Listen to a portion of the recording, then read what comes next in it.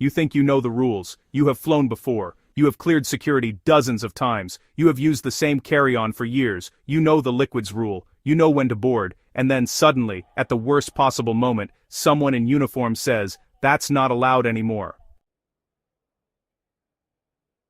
No announcement, no headline, no email that stood out, just a quiet shift. Air travel changes constantly, not in dramatic ways, in small adjustments, policy refinements, enforcement updates, technical upgrades, airline interpretation changes, government ID revisions. The rule may not be brand new, but the way it is enforced often is, and that is where people get caught.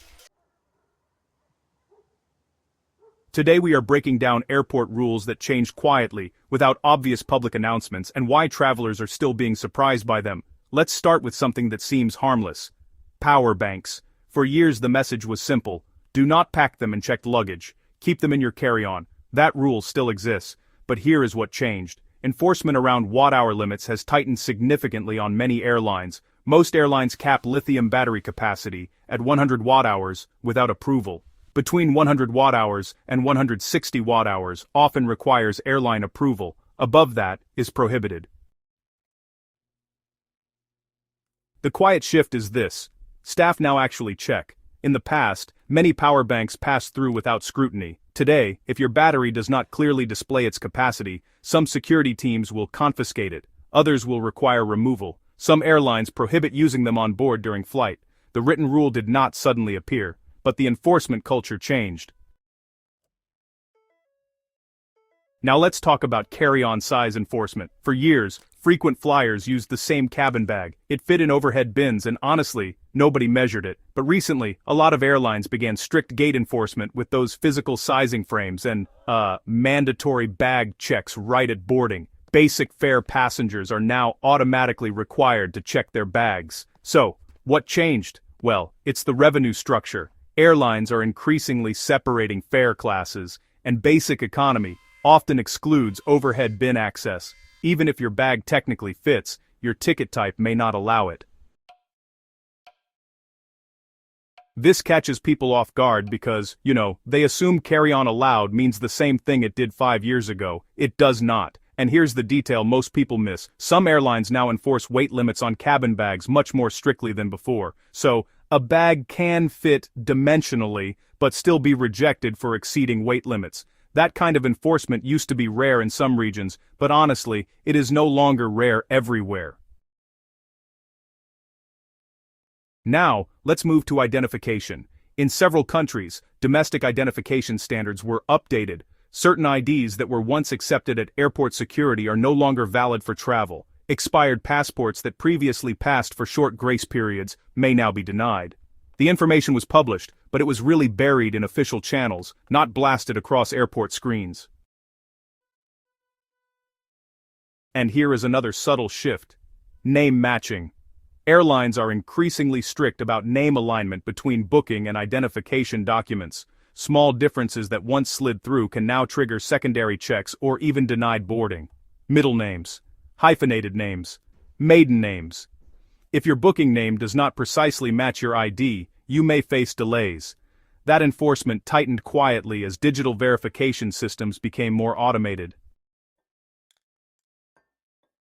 Now let's talk about liquids. Everyone knows the 100 milliliter rule, but here is what changed. Some airports installed advanced CT scanners that allow passengers to leave liquids inside their bags. Others did not. This created inconsistency. At Airport A, you breeze through with electronics and liquids inside your bag. At Airport B, you are told to remove everything again. Travelers assume rules are universal.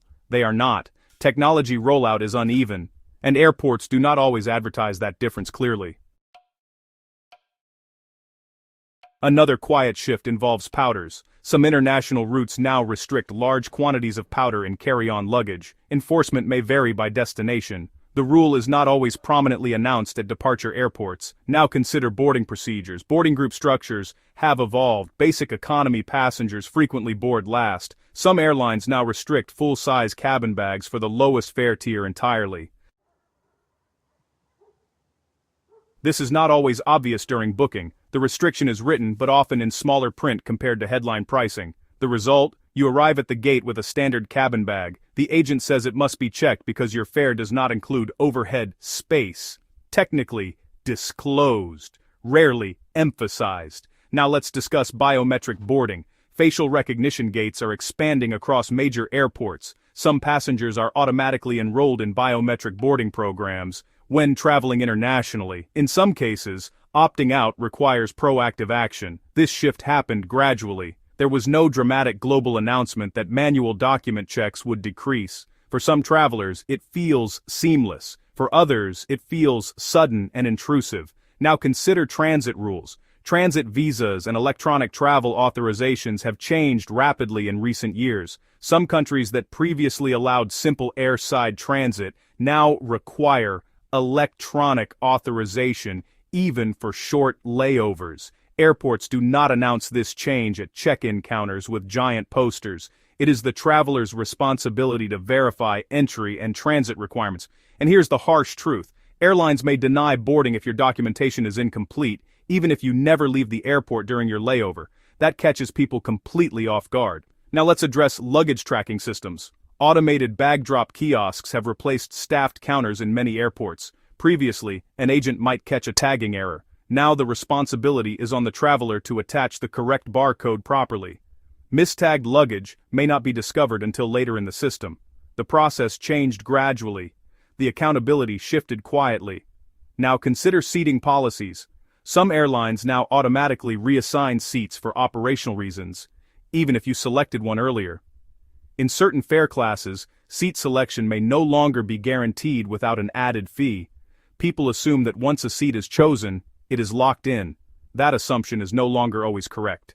Another subtle change involves airport arrival procedures. Customs declaration forms in some countries moved from paper to digital-only systems. Travelers arriving without internet access or without pre-filled declarations may face delays. The airport may not broadcast this at departure. The expectation is that travelers review destination requirements independently. Here is another quiet shift. Secondary screening triggers. Security agencies increasingly rely on algorithmic risk profiling systems. While the specifics are not public, behavior-based screening and travel pattern analysis play a role. You may be selected for additional screening without any visible cause. And here is where behavior intersects with rules. Certain airport behaviors now draw stricter attention than before. Recording in security zones, refusing to remove certain items promptly, arguing with the staff over policy interpretation. Enforcement tolerance levels have tightened in some locations. Another under-discussed change involves duty-free limits. Customs allowances vary significantly by destination and can change based on trade agreements and national policy shifts. Travelers who rely on outdated limits may unknowingly exceed allowances. Now let's discuss boarding time enforcement. Airlines are increasingly strict about gate closure times.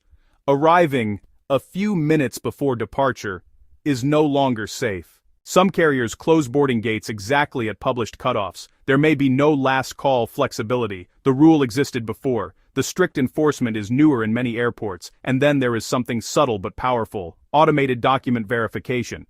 Check-in systems now validate passport expiration dates, visa requirements, and entry rules automatically.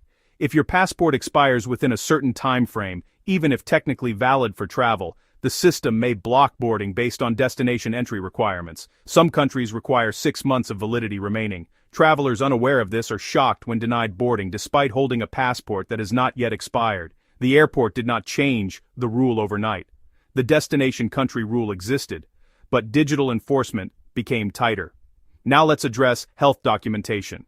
While many global health restrictions have eased, some destinations still require specific entry declarations or vaccination proof for certain categories of travelers. Airports do not universally announce these rules at check-in. The responsibility lies with the passenger. Small regulatory shifts continue happening quietly. Here's the pattern behind all of this. Airports are ecosystems of evolving policy. Government agencies update compliance requirements. Airlines adjust revenue models. Security agencies refine protocols. Technology replaces manual checks. None of these require dramatic public campaigns, but the traveler experiences them as sudden, And here is the most important shift you need to internalize. Assume nothing is permanent. If you have not flown in 12 months, review updated airline policies again. If you are flying a new carrier, read their baggage rules carefully. If you are transiting through a country you have never transited before, check visa and authorization rules. 15 minutes of review can prevent hours of disruption. Now let's talk psychology. Most rule changes are not designed to trap passengers. They are driven by safety compliance, operational efficiency, or commercial strategy. The communication gap is the real issue. Airports communicate through websites, email confirmations, and policy pages, but travelers rely on memory and habit. Habit is where people get caught. The traveler who says, "I always bring this," is the one most likely to be surprised. The traveler who assumes they never checked before may now be the one stopped. And here is the reality. Air travel is becoming more automated, more data-driven, and less flexible. That means enforcement will likely continue becoming more consistent, not less. The smooth traveler is not the one who memorizes every rule, it is the one who verifies before departure. Review your airline's baggage rules, confirm battery limits, check passport validity requirements, verify transit authorizations, confirm boarding time cutoffs. It is not paranoia, it is preparation. Because the worst moment to learn about a quiet rule change is when your bag is tagged, your item is confiscated, or your boarding pass stops scanning. Airports rarely scream about change. They adjust quietly, and the travelers who adjust with them move through security without friction. Stay current. Stay alert. Assume evolution. That is how you avoid being surprised by rules that technically changed months ago, but felt like they changed the moment you reached the front of the line.